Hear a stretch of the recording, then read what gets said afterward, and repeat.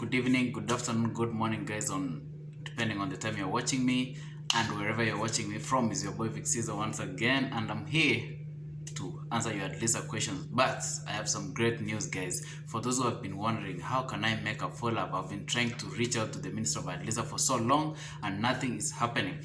Guys, I have some great news and I'm gonna drop some links below. You don't need to use the follow-up links from ADLSA, but of course you know the ILO, International Labour Organization offices in Qatar. So if you have waited for so long to get approved, maybe 2 months, 3 months, or 1 month or so, now you have an option not to follow up but use the International Labour Organization for Human Rights. They will follow up for you to the Minister of ADLSA. First, you must know that the ILO, International Labour Organization, is what pushed to the Qatar new labor law.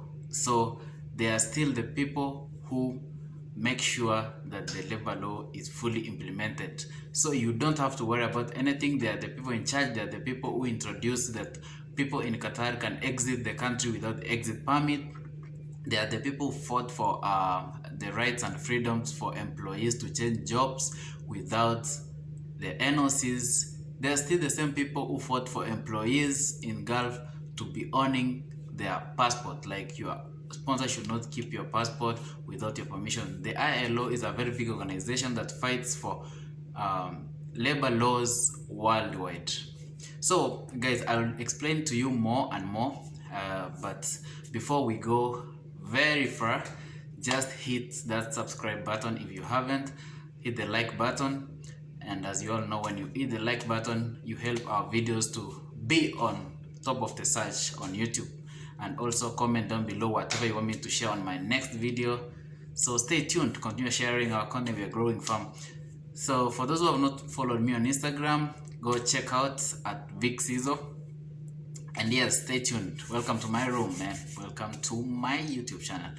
So the first question is, before I say the first question, I told you 2 weeks ago, Qatar was launching an electronic online platform where employees can complain against any employer who is violating the labor laws, and that was effective from yesterday, which was on 24th May. It was launched officially 24th May 2021. So now henceforth you can complain against your employer for those who are not paying you your salaries, for those who are not giving you your overtime money, for those employers who are not, or have not given you, like you know, you all need medical cards, health cards. If you don't have one, you can report them.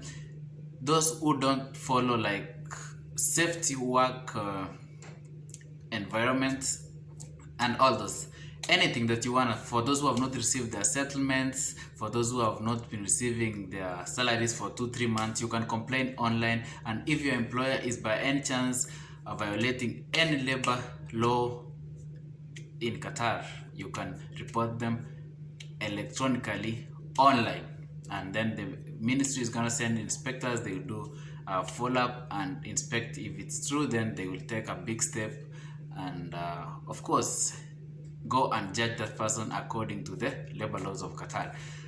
The next person here is saying, my company cancelled my ID. Is it possible for me to come back to Qatar from India?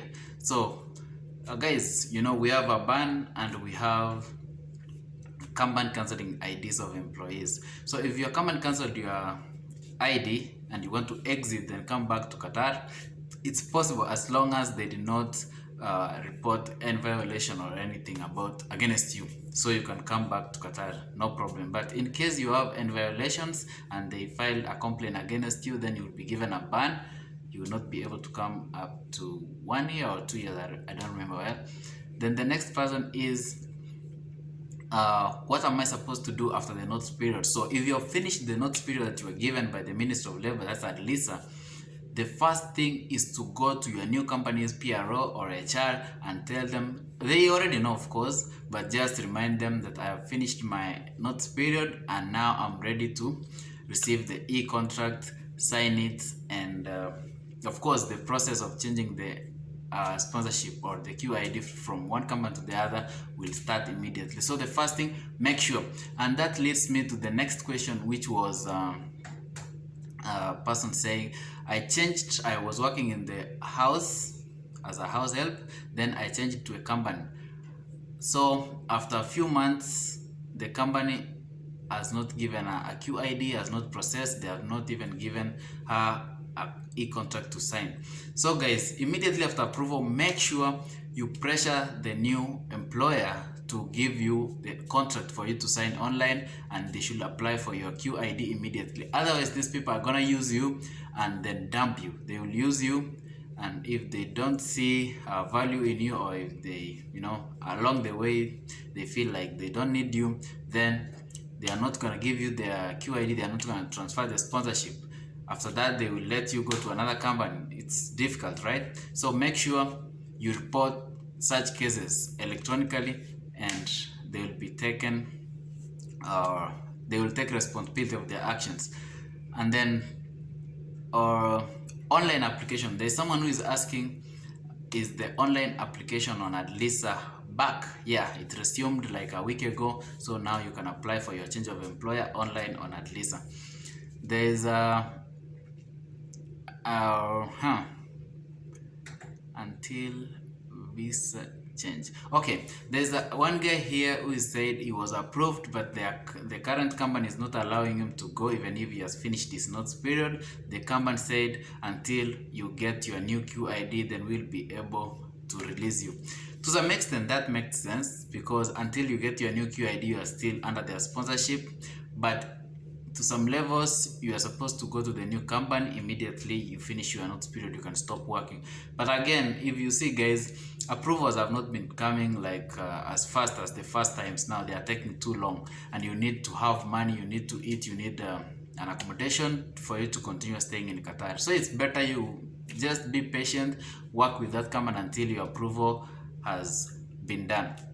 And about approval, guys, the ILO, let me explain this better, because most of you don't really understand the ILO. There's one guy who's asking, is it okay for me to submit my documents without signature, because my current company has refused to give me an NOC and has refused to sign my resignation? Yeah, just apply without that. And if there's a company that is pressuring you that you need to get an approved letter, a resignation letter, then just take the document they sent to you when they were giving you an offer letter, take them down, apply for yourself online. So once you are approved, you can surprise them that I have already been approved and everything is done. So for them, they will only process the QID. So if you don't know how to apply online, ask someone. There are several people out there who know, or go to a nearest typing center. Let's talk about the ILO. International Labour Organization is an organization that fights for the rights of the employees worldwide, not only in Qatar, but worldwide. So yeah.